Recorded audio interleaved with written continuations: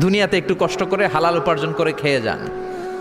আল কানাআতু মিনাল ইসলাম, অল্পে খেয়ে তুষ্ট থাকার, আল্লাহ শুকরিয়া করা, এটার নামই ইসলাম।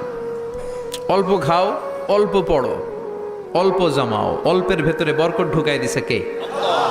অনেকে দেখবেন অনেক খাই খাই নাই নাই করে, এটা যাদের স্বভাব তাদের কখনো বরকত হয় না।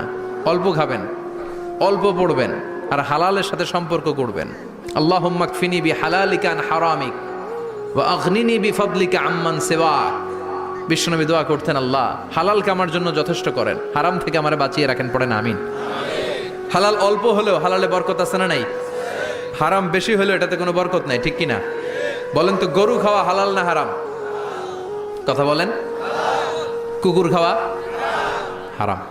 প্রতিদিন কসাই খানাতে এরা কি কুকুর জবাই করে না গরু? গরু জবাই করে।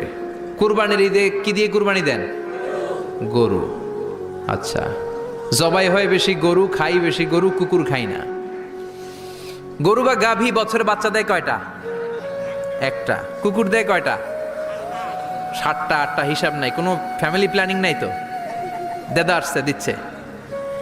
তো গাভী বাচ্চা দিল কম, কুকুরই বাচ্চা দিল বেশি। কুকুর কুকুরই খাই না, গরু গাভী কোপায়া খায়। এরপরও সারা বাংলাদেশের 56,000 বর্গমাইলের ভেতরে বলেন তো, গরু বেশি না কুকুর বেশি? এত খাইলাম, এত